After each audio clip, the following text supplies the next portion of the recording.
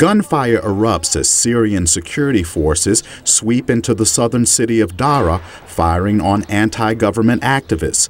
Witnesses say troops backed by tanks and snipers killed at least 18 people Monday as authorities widened their crackdown on an anti-government uprising.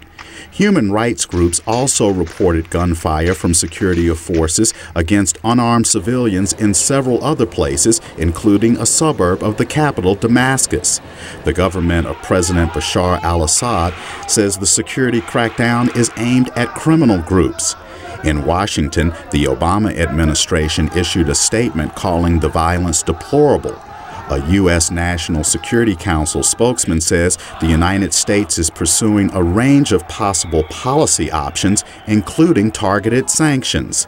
Steve Clemens is an analyst with the New America Foundation in Washington. The tools that the United States has are primarily diplomatic and primarily designed to bring an international consensus of concern to the table about Syria, but we don't have the wherewithal or capability to internally intervene like I think we have in Libya. I think those people that would like to see or expect a Western or an American intervention in Syria, probably will be disappointed, because I just don't think we will repeat that in this case.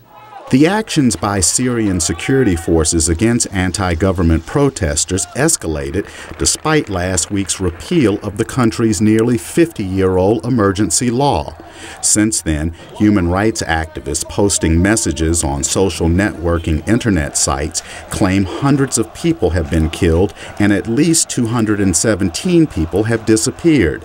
Witnesses say secret police were seen conducting house-to-house raids and arresting people who attended funerals for protesters killed during previous days of violence.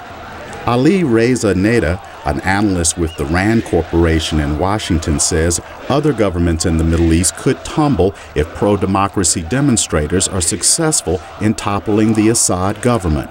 I think there's also the worry that Syria has a constrained Iranian influence to some extent in Lebanon. If Syria or the Bashar regime is gone, then Iran could even become more powerful in Lebanon through Hezbollah. As the death toll in Syria rises, the United Nations High Commissioner for Human Rights demanded that the Syrian government curtail its military crackdown and investigate the killings of protesters. Simkins, VOA News, Washington.